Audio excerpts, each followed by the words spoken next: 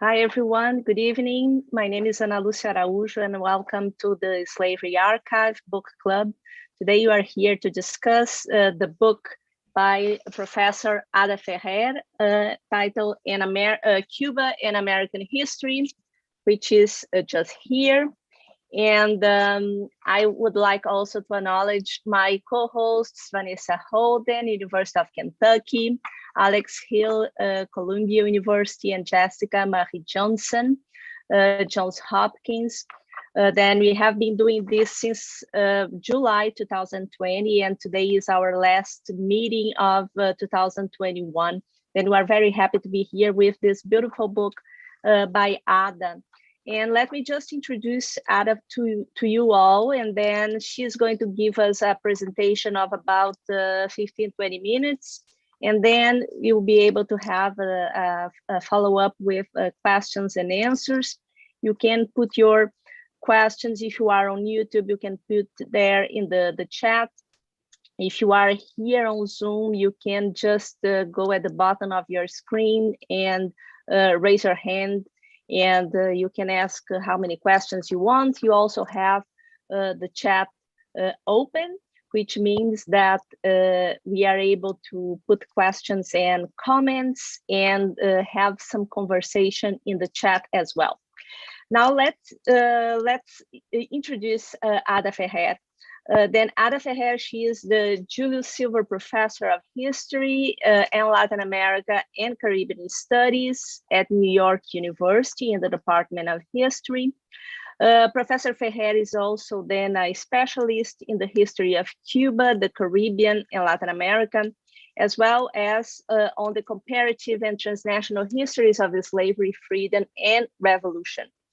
She is the author, then her first book was titled then Insurgent Cuba, Race, Nation, and Revolutions, 1868-1898, a book that is mandatory to all of us who study Latin American history. And that book won the Berkshire Book Prize for the best first book written by a woman historian in any field.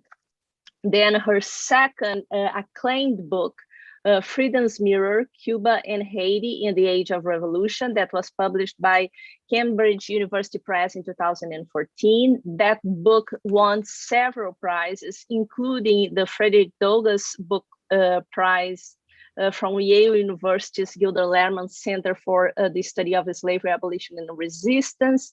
It also won the Haiti Illumination Prize for the Haitian Studies Association, and also won 3 prizes from the American Historical Association. These were the Frederick Katz Prize for the best book on Latin American history, the James Rowley Prize in Atlantic World History, and also the Wesley Logan Prize in the history of the African diaspora.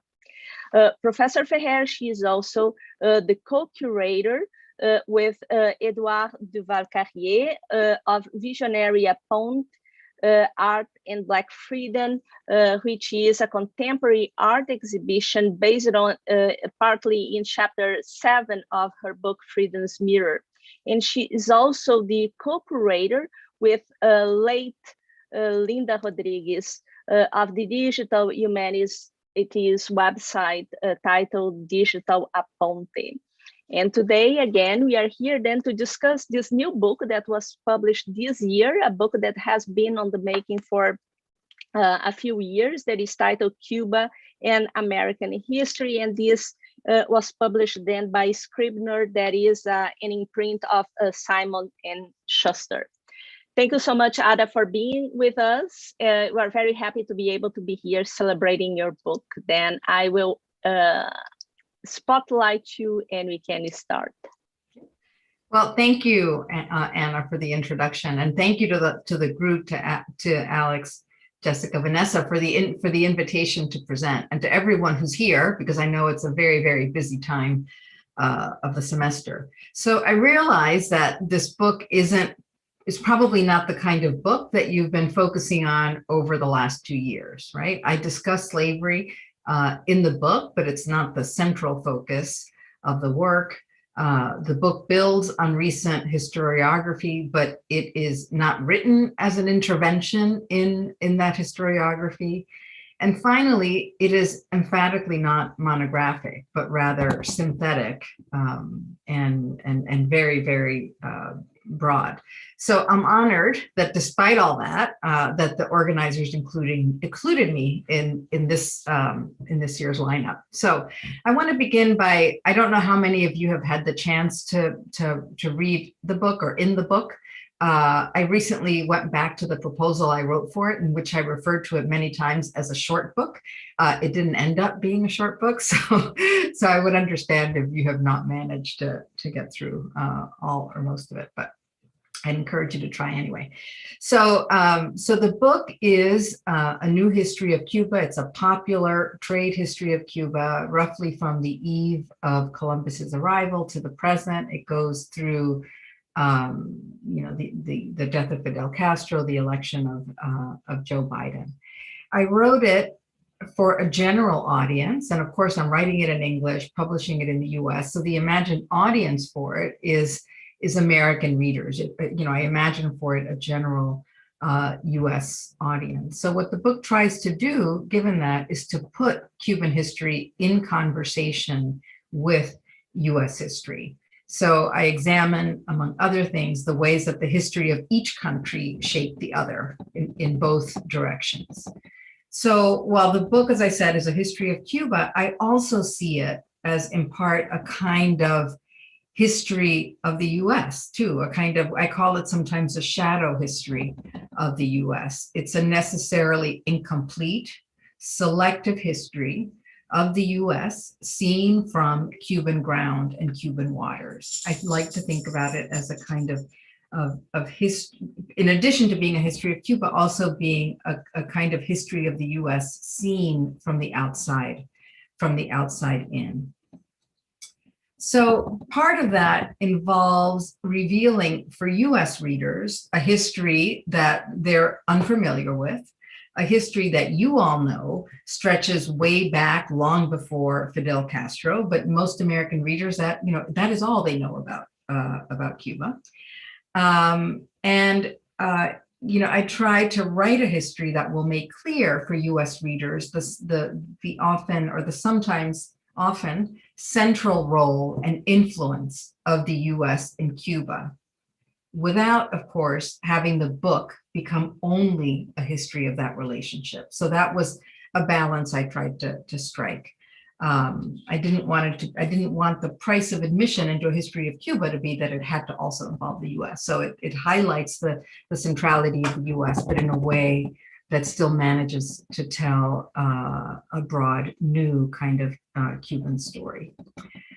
Then whatever objectives I thought that I had in relation to US history and US readers, I also strive to make an intervention in popular perceptions of Cuban history among Cubans and among Cuban Americans themselves. So I did also imagine Cuban readers for this, because, and I've been hearing from Cubans who are reading it that it's not like any kind of history textbook or general treatment of Cuban history that they've read before, and that's partly what I wanted to do. So in both these regards, in terms of educating and engaging both US and Cuban audiences, I saw the history of slavery as absolutely vital to that endeavor.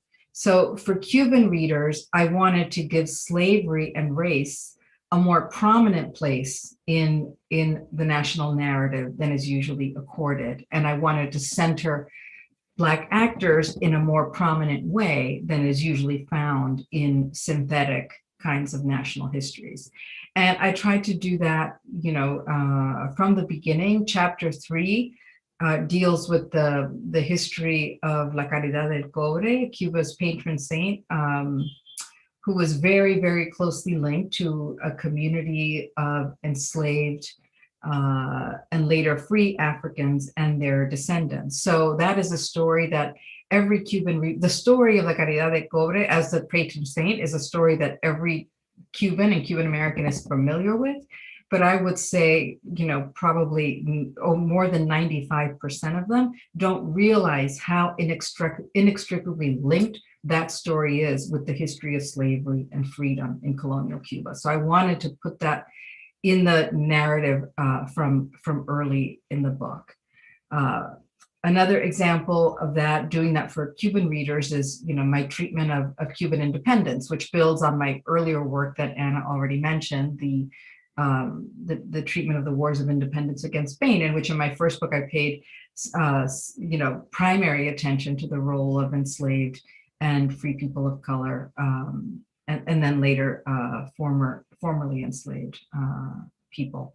So that is something that in general histories of Cuba, if you read every other history, general history of Cuba obviously talks about independence.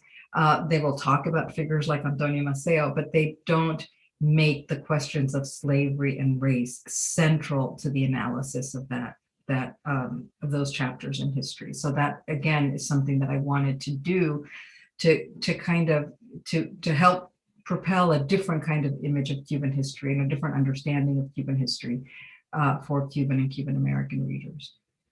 For US readers, I tried to tell a story of Cuban slavery that they're not familiar with, probably at all. But I also wanted to tell that history in a way that puts the US government, US capital, US planters, US slave traders, US tourists squarely in the unfolding of the history of Cuban slavery. So the book pays a lot of attention to that. Again, trying to balance the focus on the US with the focus on local and national processes. I spend in the book significant attention on the period between the 1820s and the 1850s, telling and constructing a history of slavery that tries to do that, that centers on the one hand the dominant and critical role of the US in the development of Cuban slavery and in the day-to-day history of Cuban slavery, but that also pays particular attention to enslaved people themselves and their experiences of and challenges to slavery, actually going back to the 18 teens, through the 1850s. So, so I try to focus on the convergences and entanglements between Cuban slavery and the U.S. It's a very broad question. Sorry, and there's many different ways to approach it. But I'll just mention a few of the things I did in the book in case you haven't gotten to that section yet. One of the things I pay attention to in that part of the book is the importance of something that in the mid-19th century was called filibusterism, and that refers not to Senate practice, but to the 19th century phenomenon of ostensibly private expeditions launched from U.S. ground to Cuba, in theory, to liberate Cuba from Spain. And the idea was to proclaim a transitory independence and then seek immediate annexation to the US. The purpose of filibustering was twofold. First, and really importantly, its purpose was to protect Cuban slavery. Part of the reason that the filibusterers were interested in doing that is because they feared a revolution, an internal revolution from below, and they also feared the power of Britain to undermine slavery in Cuba. So they imagined launching these expeditions that would protect the institution of slavery in Cuba. And secondly, that would expand the power of US slavery, because their idea was to annex Cuba to the US as multiple slave states. And of course, doing that would significantly increase the power of the southern slave states in the U.S. National Congress. So now this, like the focus on filibusterism is not new. It's been dealt with in other works, and my treatment of it builds, for example, on the contention of scholars like Eric Williams or Jose Luciano Franco, who remind us that the institution of slavery also always has a political history. And filibusterism, annexationism are a critical part of that political history, both for the U.S. and for Cuba. And they are a critical reminder that the history of slavery in both Cuba and the U.S. overlaps in really important, fundamental ways with the history of U.S. expansionism and U.S. empire. Okay, so that's one like central theme of my treatment of slavery in the book. I pay attention to, and again, because the book is so broad and I have to cover so much, it's like the book is, it's not just about one aspect of this, but I touch on these multiple themes and try to link them throughout. So another one has to do with the economic history of, and the economic links between Cuban slavery and U.S. slavery and U.S. And U.S. society more generally. So both for from going back even to like the 18 teens when Cuba began trading with the U.S. with permission of the Spanish government, Cuba was one of the U.S.'s principal trading partners. It was always in the top 3 of places that traded with the U.S. And the U.S. was the most important trading partner for Cuba. The expansion and of those ties and the core of those ties, the deepening of those ties had everything to do with the expansion of slavery and sugar in Cuba. So as the Cuban economy increasingly turned to sugar, the island looked to the U.S. to import everything from luxury goods to industrial machinery to food, all these things that allowed planters to focus on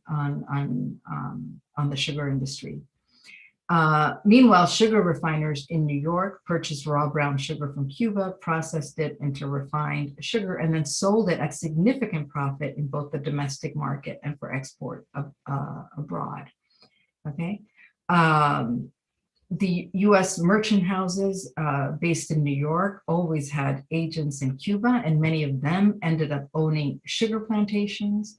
And then Cuban sugar profits were invested in U.S. industries, including coal, iron, manufacturing, railroads, banking, and so on.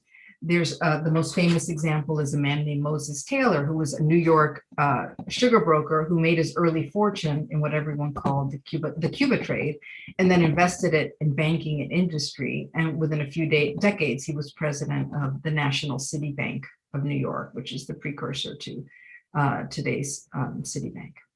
So in recent years, as we all know, it's become something of a commonplace to point out that slavery built capitalism, that slavery was the beating heart of an economic system that linked North and South. But neither slavery nor capitalism were ever circumscribed by national boundaries. Slave-grown cotton from the US South fed the textile mills and factories of the Industrial Revolution in England and the US North. But slave-grown sugar from Cuba helped kill the hunger of their workers. And the profits from slave-grown sugar from Cuba fueled the growth of American industries. So the island of Cuba, its sugar, its slavery, its slave trade is part of the history of American capitalism. And that is another theme of that section on slavery. But I also wanted to stress in these chapters that the US was deeply implicated in Cuban slavery, not just in things like the activities of merchant houses or the prices of sugar and enslaved captives, or in the slave trade to Cuba, which had an enormous presence of US actors in US capital. So it wasn't just at that level that you see the US implicated in Cuban slavery. It was also on the ground in very specific spaces of slavery and enslavement. U.S. involvement in Cuban slavery was also evident in these immediate, intimate, concrete ways. And so I wanted to think about this, my discussion of slavery in the book as one that makes evident the diffuse presence of U.S. citizens, capital, and power on concrete ground, on plantations and in manor houses, in the slave quarters, in the fields and mills, and in the relations between enslaved people, enslaved men and women, and the people who held them in bondage. So I want to give you a few examples from the book of how I try to do that. One involves someone named, a US senator from Rhode Island named James DeWolf, who was a very prominent slave trader in the US, but who owned, along with his family, multiple plantations, mostly sugar, some coffee, in Cuba. So, I use them to explore the links in the, in the slave trade between the two countries, but also it's, I did do some research in Rhode Island on him. And what you find is that, on the level of the daily management of plantations, there were Americans involved in immediate ways. So there are, his relatives and some of his relatives were managers of the plantation. They were the ones who cleared or who ordered the clearing of the land and the buildings of the mill. They directly bought and sold people. They separated families. They meted out punishments. An American manager of one of DeWolf's plantations wrote in his diary, quote, "The first Negro I struck," he had just arrived, so he wrote, "The first Negro I struck was this evening for laughing at prayers." And then you read the diary and you realize that was only just the first one. Another of DeWolf's nephews managed one of the plantations, and he had stocks, the wooden torture instrument on the plantation to administer punishment. He used to regularly let neighboring plantation owners bring their enslaved laborers to his plantation to mete out punishment in the DeWolf stocks. Okay, so these are the kinds of instances that I tried to draw out in the book. In the plantation records from the DeWolf plantations, we see that every month profits from the plantation were sent back to Bristol, Rhode Island, to help fund what was called St. Michael's Episcopal Church in Bristol, which was the most prominent Protestant church in the town and still exists today. Okay, so that's kind of what I try to do, point to these, these larger structural connections, but also look at day-to-day life in a way that that makes clear that Americans were part of the process of enslavement in Cuba. There's another example that I think was, Alex was asking me about how I found some things. This was one that really surprised me when I found it, which was the case of a US vice president named William Rufus King, who was elected in 1852 as vice president with Franklin Pierce.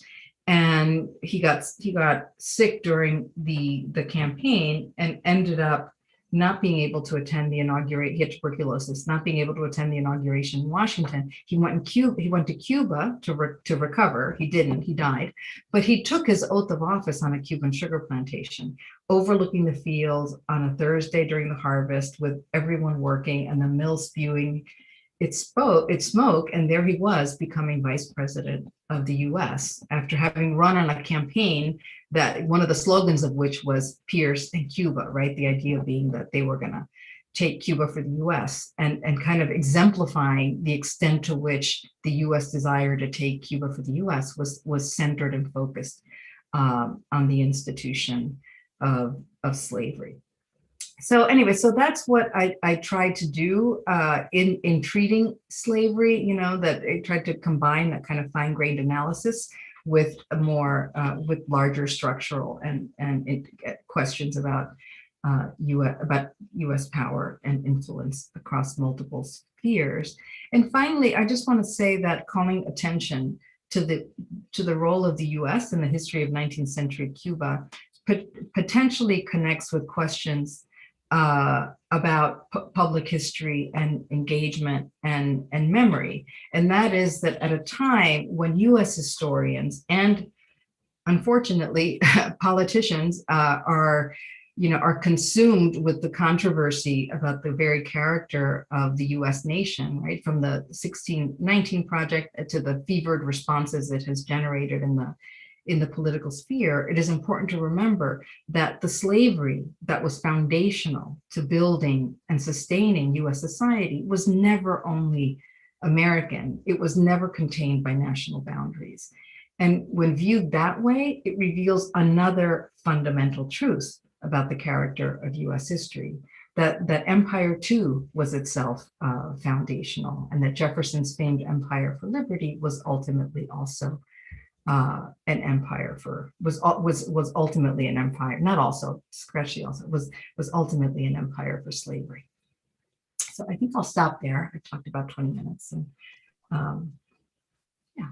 Thank you so much, Ada. This was a great introduction, and with more focus on slavery, but also I believe that people will want to hear more about other dimensions yes, of.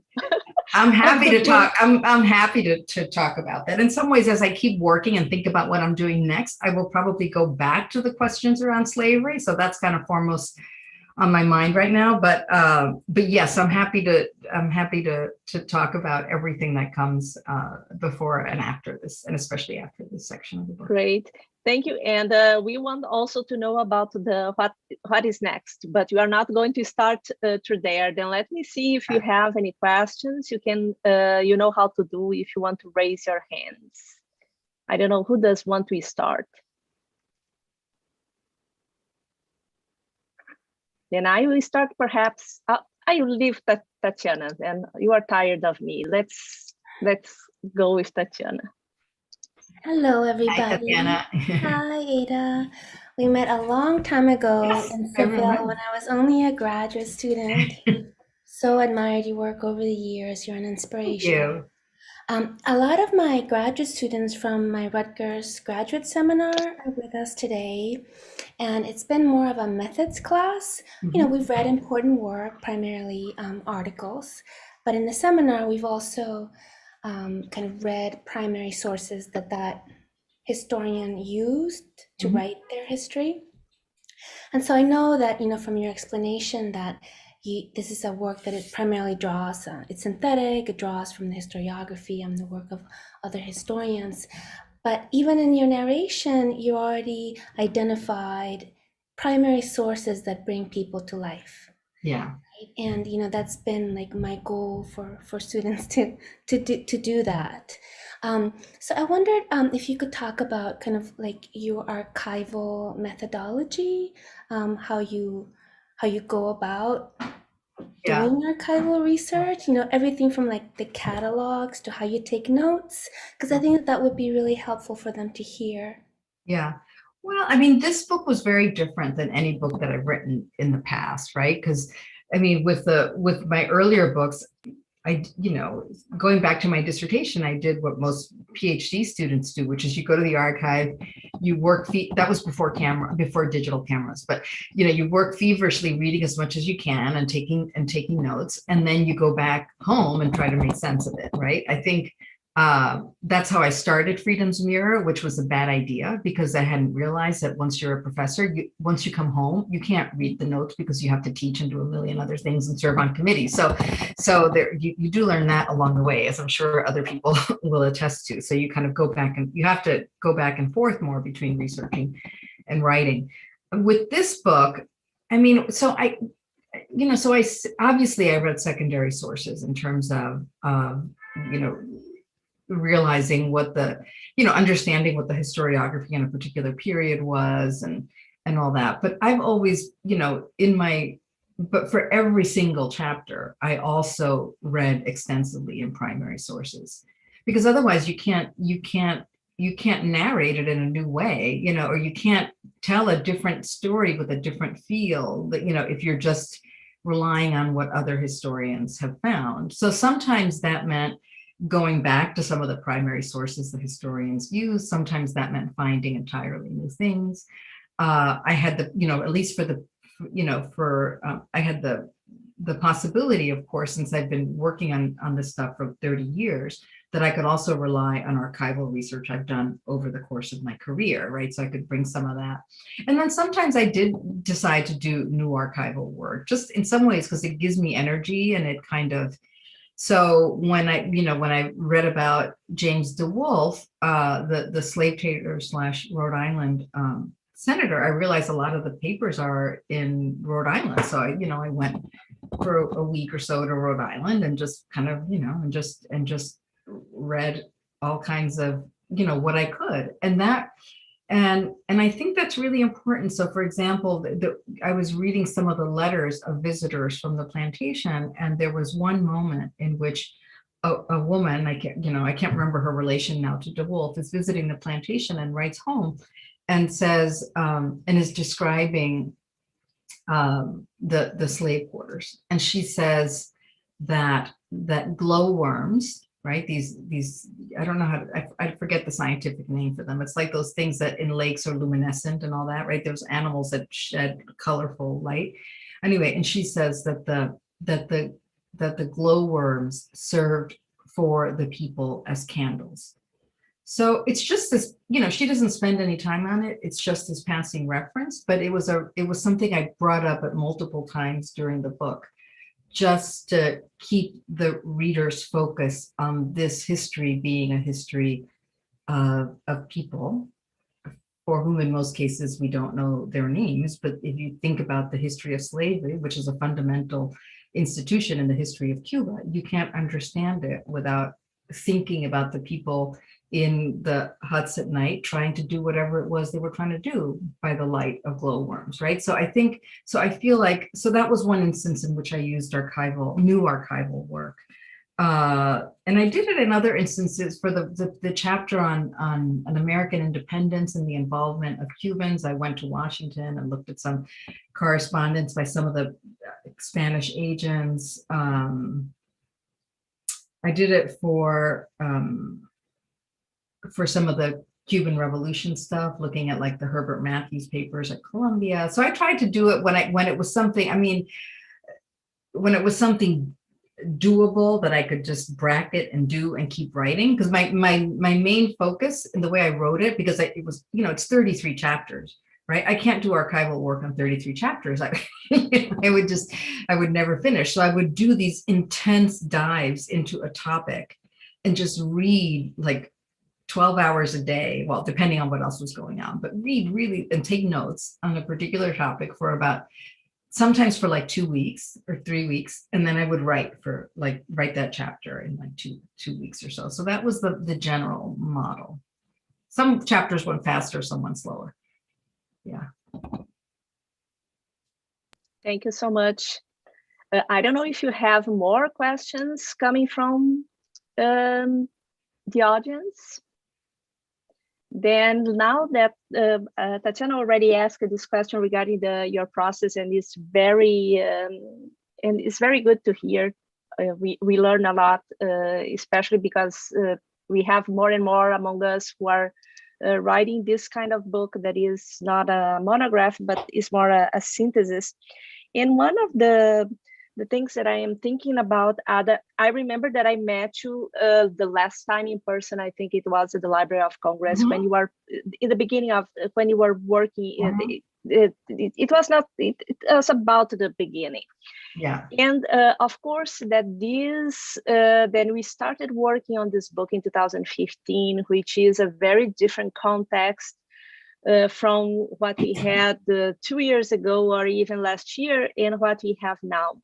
Especially also this the dialogues, the relations of the United States with Cuba as well. And I ask myself how you dealt with it in terms of the initial project, that perhaps I am wrong, but I would have the idea that the initial project perhaps was built with this hope that these relations would improve and that there would be an opening in terms of then the relations between US and Cuba. And this completely changed then when Trump came to power. Then how this affected your work? Because of course, when you are working on the 18th and 19th centuries, sometimes you can stay more focused on what you are doing far and distant from what is happening now. But at that point, did that have a direct impact on your writing, and how you dealt with that? Yeah. So, I mean, I originally proposed the book in the opening, thinking that all these Americans were starting to travel to Cuba. Most Americans knew nothing about it. The books that they could buy were more academic kinds of textbooks, right? So I thought that I could write something that was more accessible, more peopled, right? That US people, that Americans traveling to Cuba could read. So when Trump was elected, you know, obviously that all changed, and the pandemic changed things. One thing about Trump, well, there was no silver lining to Trump being elected, but the fact that he cut travel meant that I was less in a hurry to finish, which I think for me was probably, you know, I enjoyed having like an extra year or two to finish. But it also, you know, it also just created this thing where I wasn't quite sure.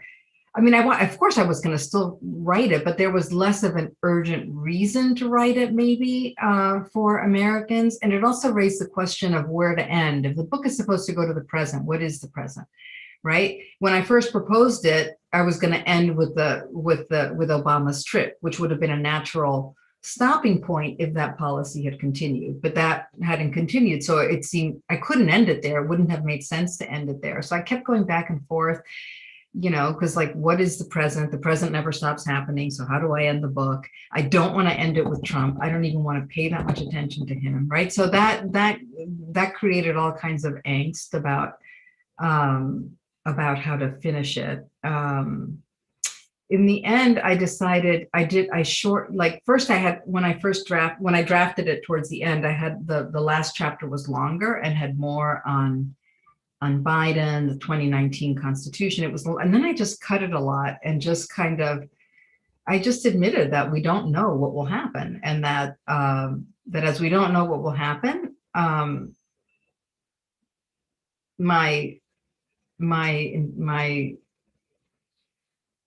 my feeling is that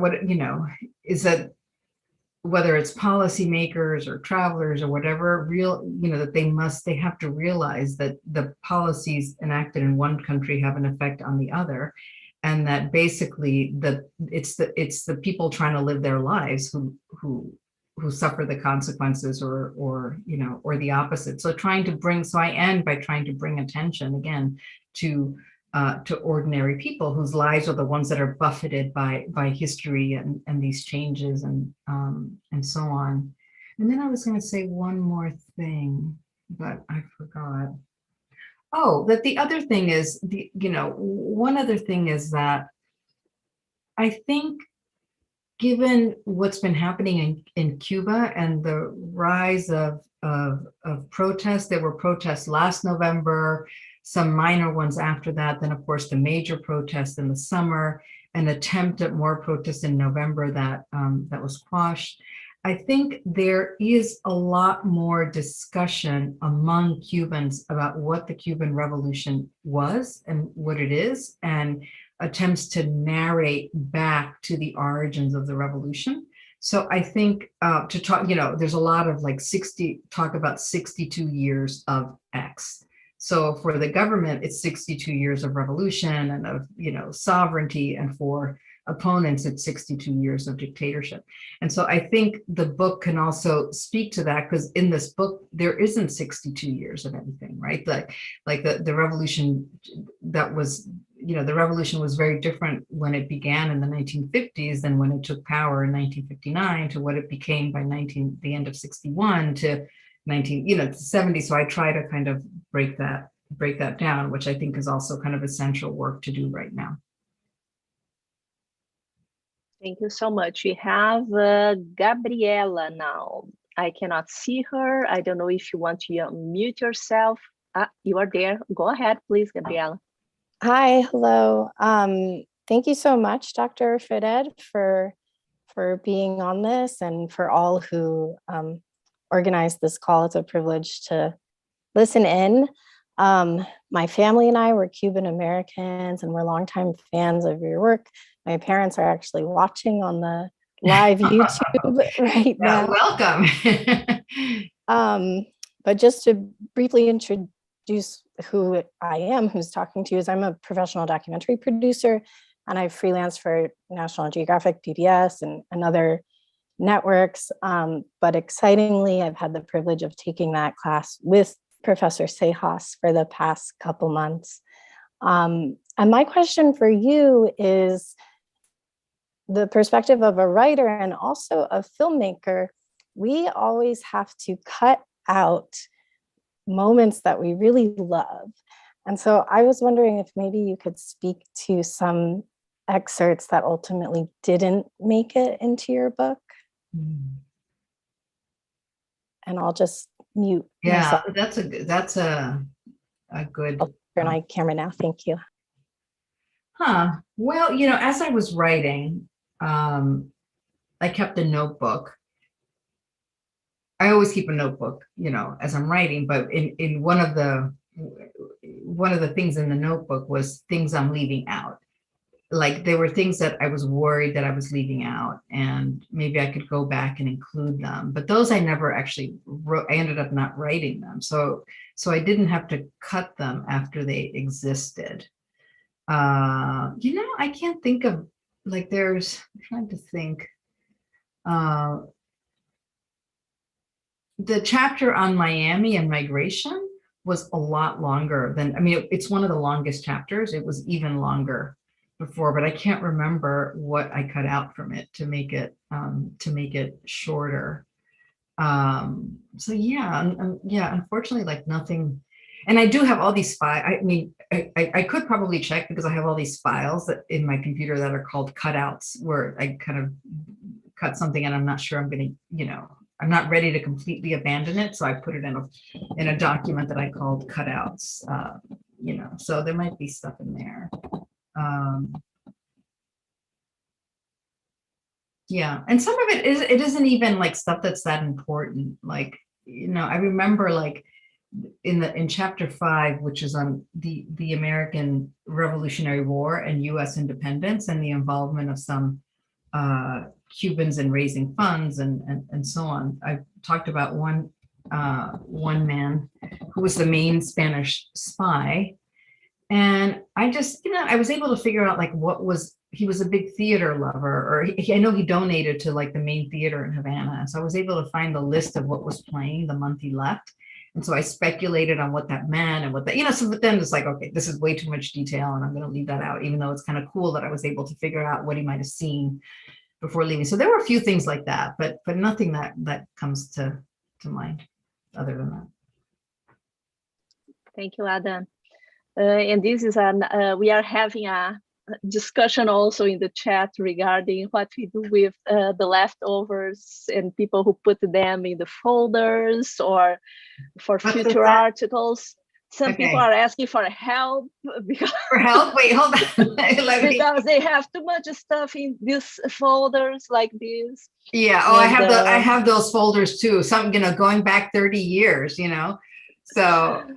Yeah, this is a really interesting discussion, but we have a question coming from Joshua, sure. And of course we are discussing the book, but this is part of the book as well. Then let's go, Joshua. Yeah. Hello, can you hear me? Yes, we can add the spotlight. Great, thank you. So first off, thank you so much for giving this talk. I'm another student of Professor Sejas's, so it's been great. It was especially great to hear you talk about your research and writing process. That was wonderful to hear. I also wanted to say I remember reading Freedom's Mirror as an undergrad, so it was very fun to be able to talk to you now about new project, which looks so awesome. I can't wait to read it. So I wanted to ask you a little more about what you were saying about the connection between U.S. imperialism in Latin America and sort of slavery, the politics of slavery, across the hemisphere, right? It's something I think is so important. This year, I'm teaching a course on colonial Latin America, my first time teaching my own course, so it's been a huge challenge. And as I was planning out my course, I decided I wanted to do an extra class on William Walker and the Spanish-American War, so I could, talk about precisely this theme, right, and sort of show how like the continuation of these themes of like colonialism and slavery that we've been discussing. And I think as I've been doing these courses now, these classes at the end, I've been so surprised at how little my students know about any of these topics and how it seems completely out of their ken, their knowledge. Even the ones that came in, politically active, wanting to talk about, slavery and colonialism and stuff like that. So I wanted to ask, do you see this as something that might change over the next 5 or 10 years, and this will become more of a part of our sort of public knowledge? The U.S. is the role of slavery in making sort of politics across the Americas, or something that you hope might change.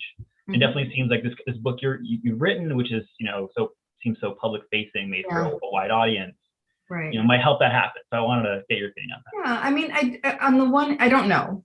On the one hand, one would think that in the U.S., things like the 1619 Project and all the debate around it would make readers and the general public more aware of the centrality of slavery to U.S. history. But as you know,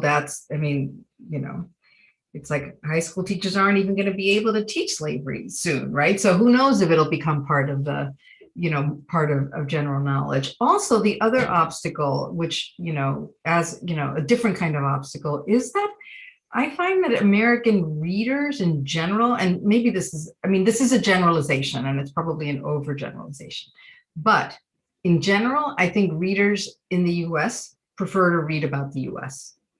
So there's not always that much attention to other places, or even what the U.S. does in other places. So, that's partly what I was trying to do with this book, not just with the question of slavery, though that's an important part of it, but the U.S. has had historically such an important role in other parts of the world, right? That to study those other parts of the world is also to see the US from the outside in. And so that was like the framing I wanted to use and what I wanted to show. But I don't know that, I think readers sometimes say, oh, it's Cuba. It's, it's not the US, or it's China. It's not the US, so it's unclear that how much it will make it into kind of the general conversation. And others of you might have different ideas on that, but yeah, that's my sense. Thank you so much. Thank you. Do we have Natalie, then my Howard colleague. We never met in person yet, but you are going to meet soon, I hope. Yes. Nice to see you, my friend. Then let's go. I will remove Joshua and you can go ahead, please. Hi, Natalie. Hi. It's so good to see you. Yeah. It is so good to see you too.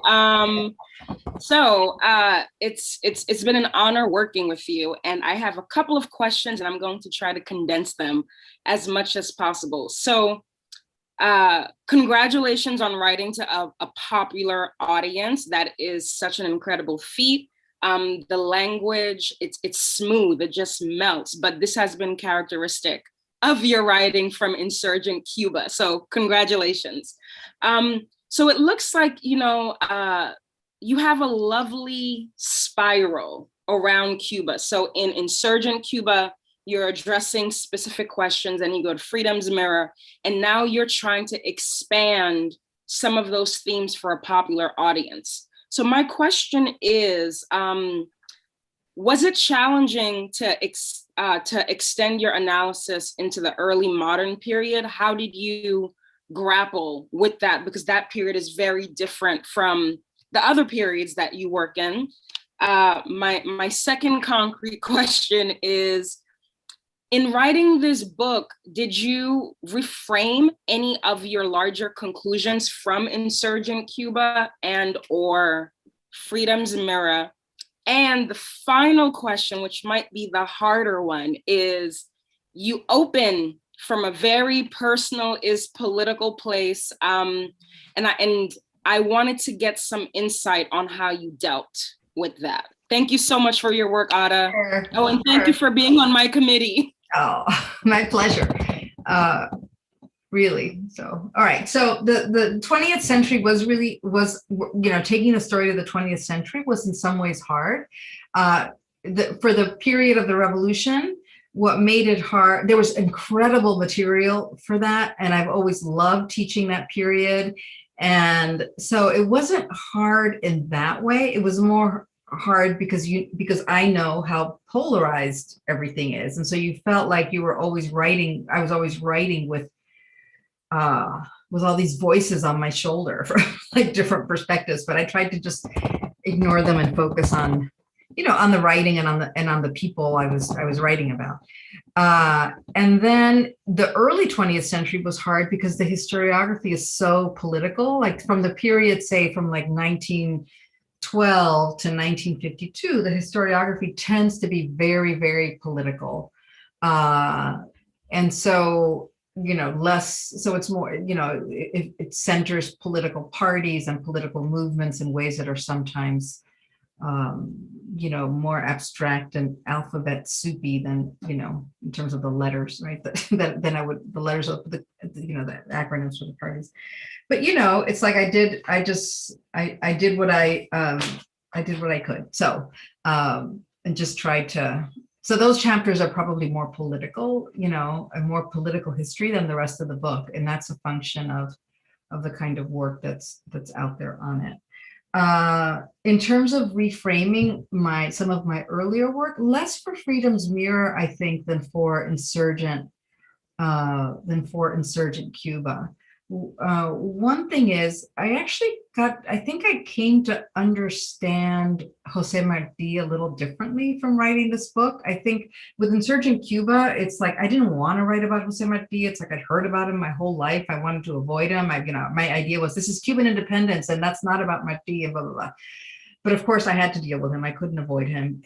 But in writing this, I think I focused more on Marti as a New Yorker and as an immigrant trying to make a living and write and struggle in New York in a way that I hadn't really thought about too much before. And I tried to read more in his early work from 1895 about how he saw the revolution that was beginning. And one thing that struck me was how much he talked about it as a kind of revolution for the world, that he really stressed that it was something global. It wasn't just something Cuban. And that led me to like new insights about his work and his ideas about revolution, which I hadn't expected. So that was the reframing. In terms of the personal, I always imagined that when I went back, I wrote not the introduction, the prologue, I wrote that last. That's not true. I wrote the epilogue last, but whatever. I wrote it at the end after the whole thing was written, and it was like my third draft of the whole thing, whatever. And I always imagined that there would be something personal in that, something about my relationship to this history. But it ended up, it was maybe a little more personal than I imagined, and that partly came because as I was finishing the book, I wrote something much, much, much more personal in the New Yorker about my brother and my mother, both of whom died in 2020. And that was it's a very personal story of loss and grief, but also a very personal story about the history of the Cuban Revolution and of migration. So I think having done that, there was no way I could have gone back to like a straight kind of prologue, so it ended up maybe being slightly more personal than I first imagined as a result of writing that, that New Yorker essay. So, which is weird. That was a totally new experience for me. I kind of, I ended up writing it as a way of dealing with the grief of losing my mother and my brother. It was like I came back and I wrote it almost immediately after I came back home and couldn't get out of bed. And it was like like one day I woke up and just came to the computer and started writing. And that's what kind of got me through it. But, you know, and it also, yeah, I don't know. I mean, on the one hand, it makes you feel really vulnerable to put that out there. On the other hand, you realize that you're doing all this very personal, intimate work as you're doing it. So Thank you, Ada. Thank you, Ada. And we all read that essay, and there was this anniversary a few days ago. Then we have been following that. Yeah. And this is also the way that the book lives, and that this memory lives as well. Yeah. I have a question here. Okay, Alex, then let me just add him. And you can ask your question first if you want. No, it's fine. Okay. I was struck by how consistent the tension, the racial tension is there. Obviously, this becomes an important question after the failed promise of how an independence becomes alchemied or transmuted into the Spanish-American War. That's when the question becomes there, because before it's a real struggle, it's a war. Right. But after then, there's the promise that maybe the war is over and we'll build a society that where we can just come together as Cubans. And then consistently from day one of where that promise was supposed to kick in until the present, it is relentless how much that tension never goes away. Right. And how the white actors behave in bad faith throughout the whole century and leading into the century. And I'm like, so I was wondering if you could say more about, like, do we have any hope at this point? Is that, maybe that's not a question I should ask a historian, but like, will we see white political actors at some point begin acting in good faith? You know, actually, I'm seeing, I mean, you know, like historical parallels never work simply, right, or in straightforward ways. But I'm seeing one parallel that really disturbs me. And if you think about, you know, the Cuban Wars of Independence, followed by the Spanish-American War, and the way Black veterans and Black citizens in the early 20th century demanded their rights, right? And what they were always told by the white power structure was, it's inconvenient. How could you, basically the independence movement invited you into history, made you citizens. Asking for rights is some sign of ingratitude or etc. Right? So there was a way of putting down and delegitimating or delegitimizing Black claims for rights in the early 20th century. What you see, if you look at the protests that happened this summer, you know, many of the people who protested were Black. And one of the things that I saw a lot on social media and in some government commentary and in social media among supporters of the government was this idea that, like, how could Blacks, and actually you would see it in the comments, so a Black activist or writer or journalist would say something critical, and then in the comments was, you know, white supporters of the revolution saying, how can you say that? You would be nothing if it weren't for the revolution. The revolution lifted up Cuban Blacks, and Cuban Blacks should be grateful. So it's the same kind of language and expectation of fealty and et cetera that you saw in the earlier period. And again, it's this idea that, like, you know, the nation is supreme, and these specific political movements that are national political movements are responsible for giving agency and humanity and freedom or justice or equality to Blacks, and therefore Black Cubans owe, like, you know, unthinking loyalty. And so that does disturb me, and it doesn't fill me with, doesn't give me much hope. Thank you so much, Adam. Do you have more questions? Now it's time. If you have, you can jump in. And then I will ask, no, I didn't see anyone. Okay, then let me just, I would have a question. Then one of the points that you brought in, I think that most of us who are not doing US history, we feel the same way, is that when we are writing either our academic books and now when we're trying to write these books that appeal to larger audiences, it is always problematic when you are not engaging the United States. We have to, the only way to write this stories is by engaging the United States. And we have been seeing more efforts in writing, for example, histories that of Africa, for example. Recently, that there is this book by Howard French, who is not a historian, but is a journalist, and he exactly does that by writing a history of Africa, but of course he has to engage the United States. But the other point that then this, I think that is clear for us, but the point that I would be curious about would be two other zones than other Latin American countries. How did they appear in this book? Then all this period of the Cold War, of course, Cuba was an important player, and also in interaction with other parts of the continent, then Che Guevara, Argentina, then Brazil, and all this. Then this would be one dimension. How the other countries in Latin America, how did they appear in your work, and did you make efforts to include or to exclude them, if you would have anything to say about that? And the other thing is the connections with Africa. Then towards the end of the book, you have this the discussion on Angola, then the role of Cuba in Angola. And I would like just to hear a little bit more about that, of how big this was in the original project, and how you dealt with that.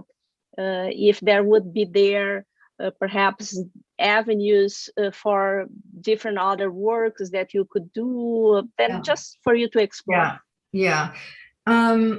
You know, I think in terms of when I was proposing the book to the trade publisher, to an agent, they were, of course, like primarily interested in the US connection. I mean, that goes without saying. I always thought that Latin America had to be part of it. And that was, you know, part of troubling the term American, as I do in the title, and I talk about it in the preface, is also that America applies to all of Latin America, which I point out in the prologue.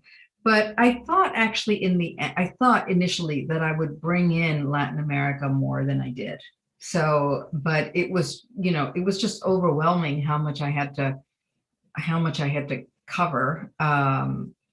And so I didn't bring it up as much as I could have, though I did try to kind of bring it up at key points. So in terms of like understanding the Monroe Doctrine is not only about Cuba, it's about Latin America, or understanding, for example, progressive political movements and constitutions in the 30s and 40s. That's Cuba's very much part of a major Latin American trend, and can't be understood outside of that. So I do bring in Mexico primarily, but mention other places like Colombia and etc. So I tried to do it there. And of course, with the Cold War, I mean, one thing that I wanted to do in getting to the Cold War is, of course, like there is this incredible volatile conflict between Cuba and the US, right, which is exemplified in things like the Bay of Pigs and the missile crisis. But part of what made everything so explosive is that the Cold War and the Cuban Revolution coincided with decolonization in major parts of the world.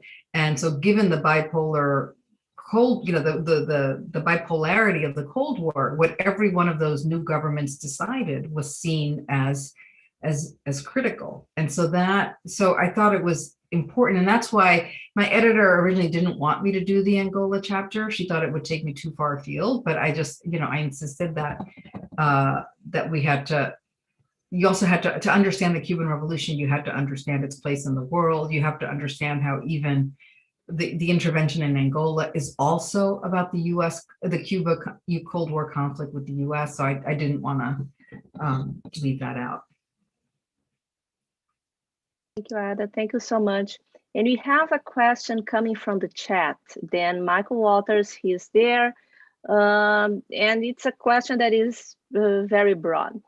Then he's asking two-part question: how should the Cuban Revolution be remembered in world history? And how do you think it will be remembered in world history? Mm-hmm. Second part lends itself to a lot of speculation. Yeah, I mean, I think part of what I want, and I try to do this when I teach about this, is really, this is not how it will be remembered, but I try to just trouble the idea of the Cuban Revolution. You know, and for example, when I teach, I do an exercise with my students where I say, you're the author of a book on the Cuban Revolution. The title of your book is The Cuban Revolution, comma, X year to X year. What are those years, right? And you get very different responses. And anyway, so part of what I try to do is you know, illuminate how it is that the Cuban Revolution came to be known as the Cuban Revolution, right? One of the things that comes up when it's talked about both among Cuban academics, but just in Cuban journalism and Cuban, you know, political discourse, and that is the idea of the triumph of the revolution, meaning 1959. And it's I never use that phrase because I feel like the revolution that came to power in 1959 was still was very undefined. It included and had the support of sectors that would very soon become enemies. And so there wasn't one thing that triumphed in 1959. There was a government came to power and then a struggle ensued to define what the Cuban Revolution would be, right? So I try to capture that sense of contingency and possibility. And I also try to, I mean, I do many things, but I also try to capture the sense of the revolution as a social revolution that had you know, majority support among the Cuban population, which then troubles the idea coming from the right now that you had 62 years of dictatorship. This was a popular, you know, deeply felt revolution for those during that early period. And so anyway, so I think how it should be remembered is it should be remembered as something that grew out of Cuban history, right? It wasn't some external imposition. It wasn't, it drew on patterns and traditions and histories that had shaped the country for at least 100 years, even more before. The things that Fidel Castro stressed were things that were part of mainstream political discourse for a long time in Cuban history. So basically, one thing I would want to do is put it in that context, right? Don't make it seem like an external weird imposition. How did we get to this? So that's one thing. Another thing is that we have to understand it in the context of the relationship with the US.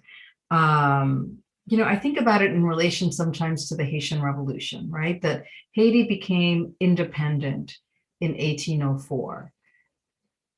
Independence became a way to guarantee freedom from slavery, right? That was the initial thing, was freedom from slavery. When it seemed that France was going to reimpose slavery, then there's a movement for independence. If you think about it in the Cuban context, it's like socialism and communism were not the original goal. They came to be the goal when they came to seem like the way to guarantee sovereignty in the face of US aggression. So basically, how should it be seen? It should be seen as a historical phenomenon. I'm just going on and on, but basically it should be seen as a historical phenomenon, right? That changes over time, that where different actors have different competing interests, where nothing is reducible to one thing. Thank you, Ada. Thank you. And let's see if you have more questions before. Okay, then let me ask again another question. I would have two questions, but I don't know if someone else has something to ask in between. My first question would be, Ada, I don't know if it's too early to ask that, because of course that this book here speaks a lot about you, your family, your history, and as a Cuban American. And Cuban Americans. And I ask myself if in the talks that you have been giving and in terms of the reception of the book up to this point, then from other Cuban Americans, if you have any kind of then comment to make regarding the reception, if then if people they are curious about this history, if they consider that this history they already know because of their origins, or if you would have more to say. I have also, there is a question also in the chat, then I will hold my next one. I will just leave there in terms of the reception of the book, especially among Cuban Americans. Yeah, so I mean, the people who've reached out are mostly really positive, and a lot of times they tell me personal stories of their experience with some of this. So I've created a folder in my email that is just like people sending me their stories, and I'm just saving them all. But I think by and large, my sense is that people are really curious about it. And that they read it, and like I saw someone yesterday who was telling me some of her family history, and she was like, I didn't know until I read your book that of course they came then because of this, right? So that I think they're interested in having a context and a structure in which they can put these individual family stories that they've heard over the years. So I mean, I think there are probably people on, who think that it's not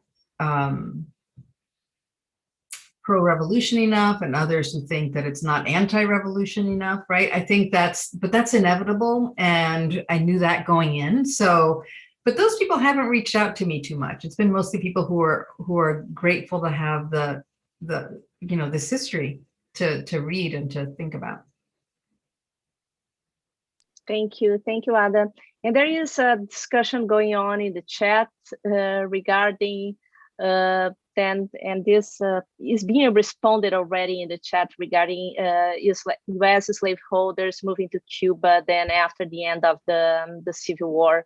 I don't know if you would have anything to explore in that sense. Then feel free if you want to engage. I mean, there were the Confederates sought assistance from the Spanish government in Spain and got access to Cuban ports, and then when they lost the war, a bunch of them settled in Cuba, not in an organized way as in Brazil, and most of them ended up leaving, in part because slavery itself was coming under attack in Cuba, and the War of Independence began in 1868. But you did have some former Confederates and Southerners resettle in Cuba during that time.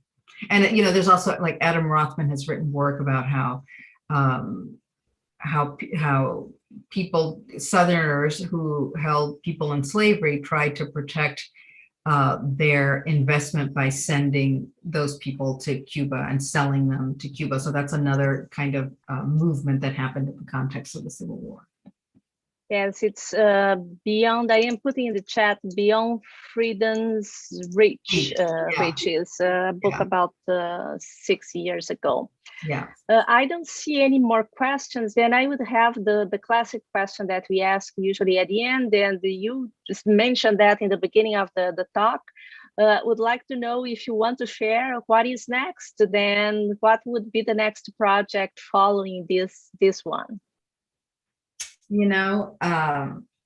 I might go back to Aponte. I feel like I'm not done with that. So I may go back to Jose Antonio Aponte and the book. Let's find the book, if only. Yeah, if only. Of course, that book, I doubt that a trade press would want to do. So we'll see.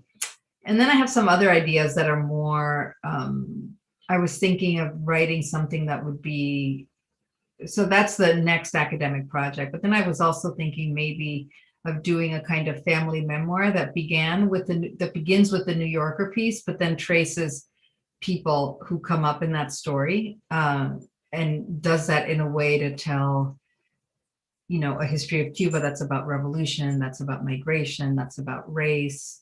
But I haven't decided yet. So.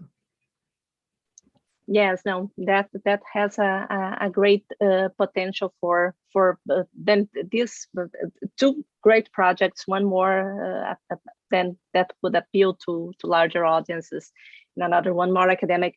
Another, in terms of this discussion of race in Cuba, that the book, of course, brings this discussion.